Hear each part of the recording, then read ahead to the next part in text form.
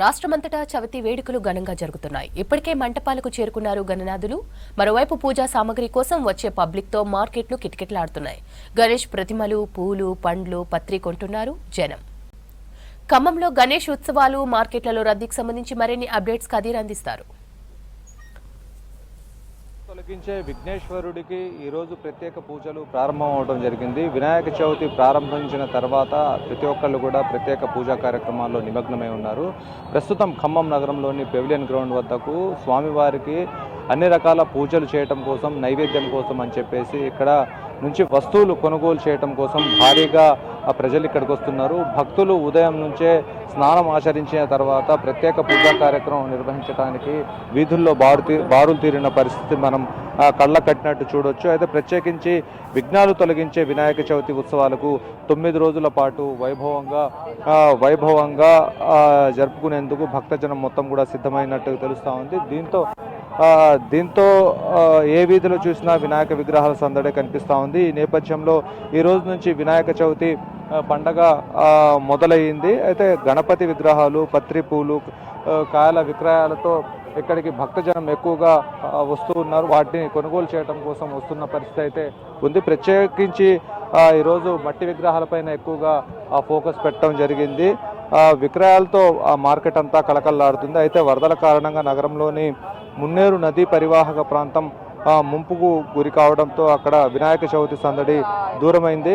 కాగా ప్రభుత్వాలు, పర్యావరణవేత్తలు, మేధావులు మట్టి విగ్రహాలను ఉత్సవాల్లో వినియోగించాలని ప్రచారం చేయడంతో మట్టి గణపతి ప్రతిమలకు ప్రాధాన్యం పెరిగింది. దీంతో ప్లాస్టర్ ఆఫ్ ప్యారిస్తో చేసిన విగ్రహాల కంటే మట్టి విగ్రహాలకు ధర ఎక్కువగా ఉండటం కారణంగా దాంతో కొంత భక్తులు కూడా ఇబ్బందులు పడుతున్న పరిస్థితి ఉంది. అయితే గణనాథుడిని ప్రతిష్ఠించేందుకు ఉత్సవ కమిటీ ఆధ్వర్యాన భారీ సెట్టింగ్లతో మండపాలను కూడా ఏర్పాటు చేయడం జరిగింది. అయితే భిన్నమైన అలంకరణతో వినాయకుడు అనేక చోట్ల దర్శనమిస్తూ ఉన్నాడు. వినాయక విగ్రహాలను వ్యాపారంగా మలుచుకున్న కొందరు వ్యాపారులు వివిధ రకాల సైజులు, ఆకృతుల్లో విగ్రహాలు తయారు చేయించడం జరిగింది. హైదరాబాద్, విజయవాడ వివిధ ప్రాంతాల నుంచి తీసుకువచ్చి విక్రయాలు కూడా చేస్తూ ఉన్నారు. అయితే ప్రస్తుతం ఒక్కొక్క ఆకారాన్ని బట్టి ఒక్కో ధర ఇక్కడ నిర్ణయించడం జరిగింది. అయితే 200, 300 నుంచి మొదలుకుంటే దాదాపుగా 40-50 వేల వరకు కూడా విగ్రహాల ధరలు పలుకుతూ ఉన్నాయి. అయితే వినాయక విగ్రహాలతో పాటు పూజా సామాగ్రి కూడా గిరాకీ పెరిగింది. విగ్రహాలను బట్టి ప్రత్యేక దండలు తయారు చేస్తున్నారు. అయితే పట్టు వస్త్రాలు, తెల్ల దుస్తులు, లాల్చీ పైజామాలు, టోపీలు, వినాయక టీషర్ట్లు, గుమ్మడికాయలు, పత్రి పండ్లు వినియోగిస్తున్నారు. అయితే అటవీ ప్రాంతాలు, గ్రామాల నుంచి పూలు, ఆకులను తీసుకొచ్చి రహదారుల వెంట అమ్ముతున్నారు. అయితే పత్రికాయల ధరలు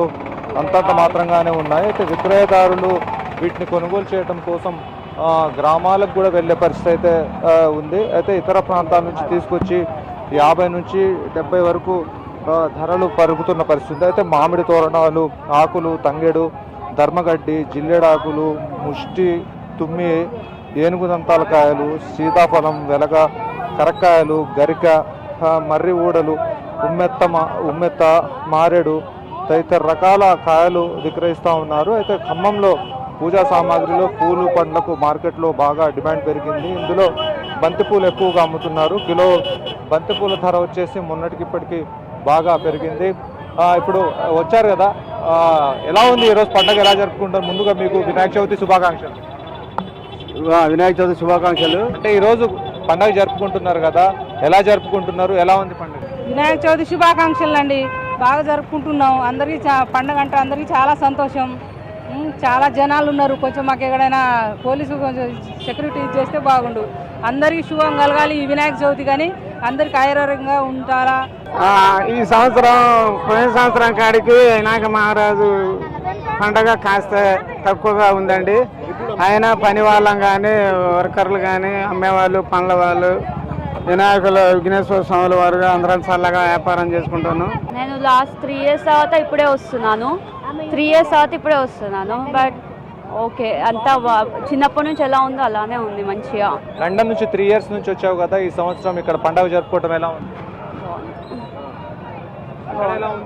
ఏమేమి కొనుగోలు చేసి? పాలవెల్లి, గొడుగు, ఫ్లవర్స్, వినాయకుడు అండ్ బనానా లీవ్స్. అన్నీ బాగుంది. లండన్లో ఎలా జరుపుకున్నావు, ఇక్కడ ఎలా ఉంది? నాకు రాదు అంతగా, సో నేను ఎప్పుడు మమ్మీ చేసిన పిక్చర్సే చూస్తా. ఇవాళ మళ్ళీ 3 years తర్వాత మమ్మీతో సెలబ్రేట్ చేసుకుంటున్నాను.